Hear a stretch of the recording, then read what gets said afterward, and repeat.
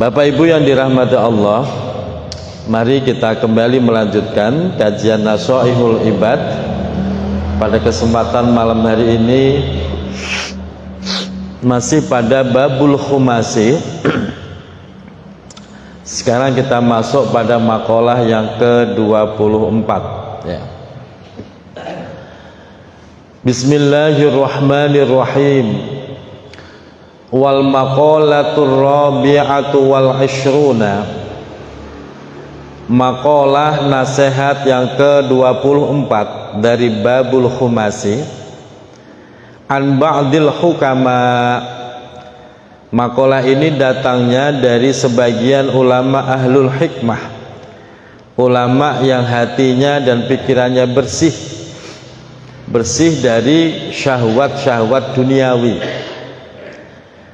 Annahu, sesungguhnya ba'dul hukama tersebut qala, telah berkata, telah menyampaikan nasihatnya.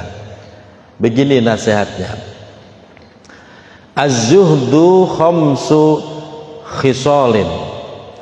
Dalam riwayat yang lain, fiz zuhdi khamsu khisalin. Jadi ada dua redaksi.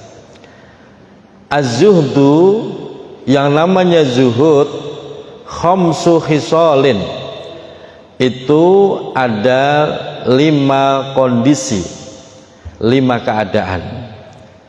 Dalam redaksi yang lain, fiz zuhdi khamsu khisalin, di dalam sikap zuhud terdapat 5 keadaan yang terpuji. Nah, ada 2 redaksi, sama-sama benar dan sama-sama dengan makna yang tidak bertentangan. Begini Bapak Ibu, kita membahas zuhud. Dulu udah pernah kita bahas di babus sulasi tentang masalah zuhud. Zuhud itu apa sih? Zuhud itu definisi yang paling mudah adalah tidak adanya ketergantungan hati seseorang kepada selain Allah. Itu namanya zuhud. Tidak adanya ketergantungan hati kepada selain Allah. Terus apa? Ya, tergantungnya hanya ke Allah. Ibu boleh mencintai suaminya, tapi jangan berlebihan. Bu, jangan berlebihan. Karena suami itu hanya titipan, hak pakai, bukan hak milik. Betul nggak Bu? Bu, suami itu hak pakai apa hak milik?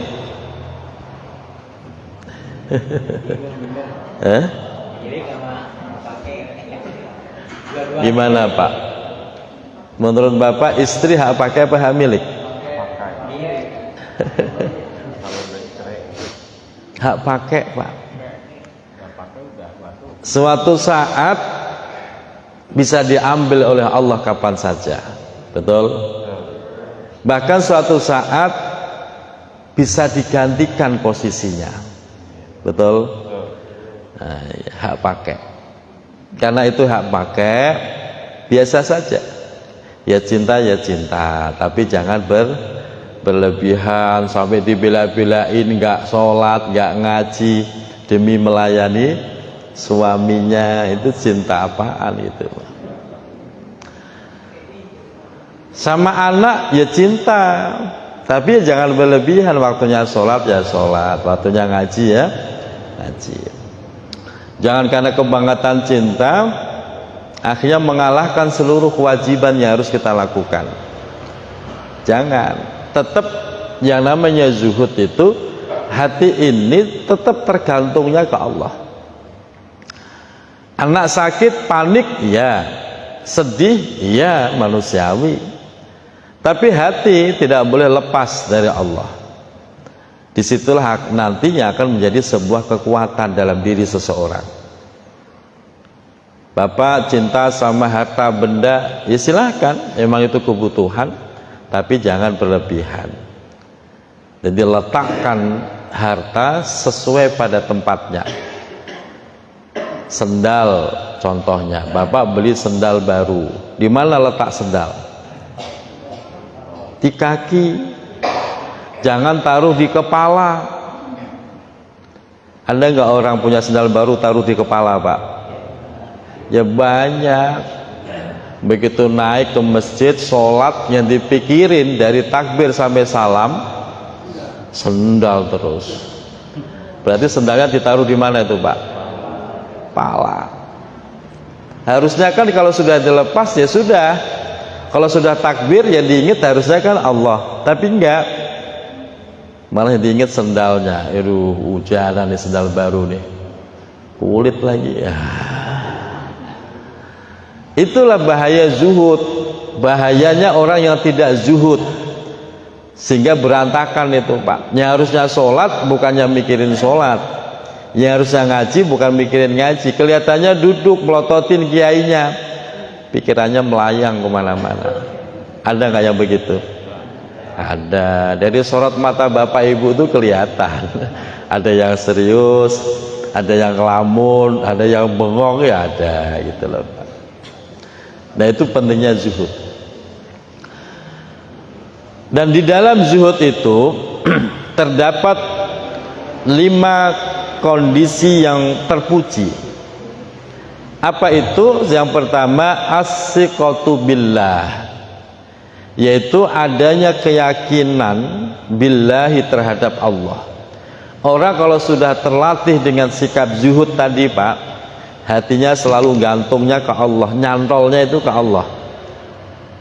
Dia akan punya as-siqah, sebuah keyakinan yang luar biasa terhadap Allah, sehingga apa-apa itu dia percaya diri, dia tenang, dia yakin, tenang, selalu gantungnya ke Allah.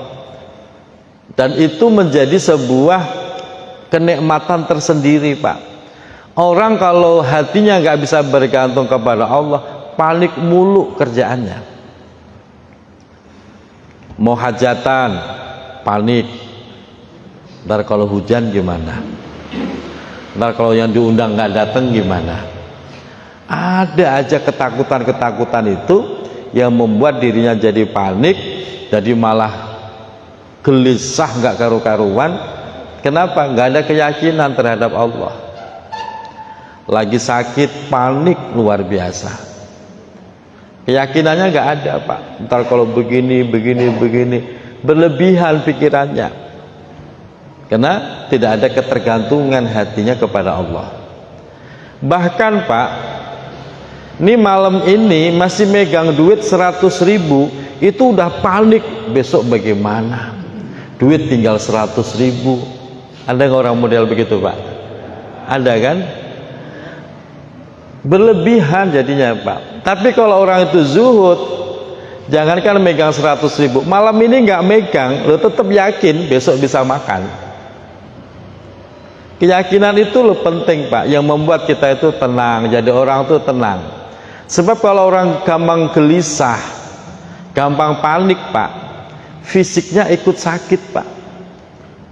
Fisiknya ikut sakit.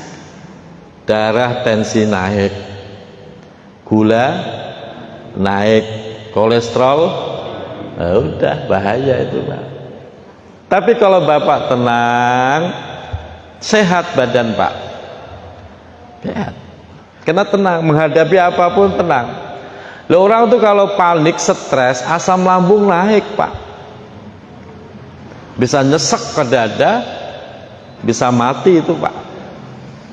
Nah, makanya latihan zuhud itu penting, terapi paling bagus, Pak, menyehatkan badan. Apapun yang dihadapi, yakin kepada Allah, jangan pernah meninggalkan Allah, yakin Allah pasti menolong kita.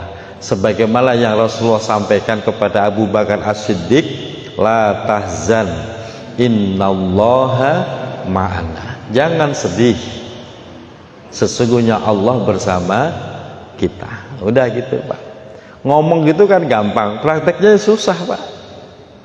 Nah, makanya dilatih dari hal-hal yang kecil, dilatih.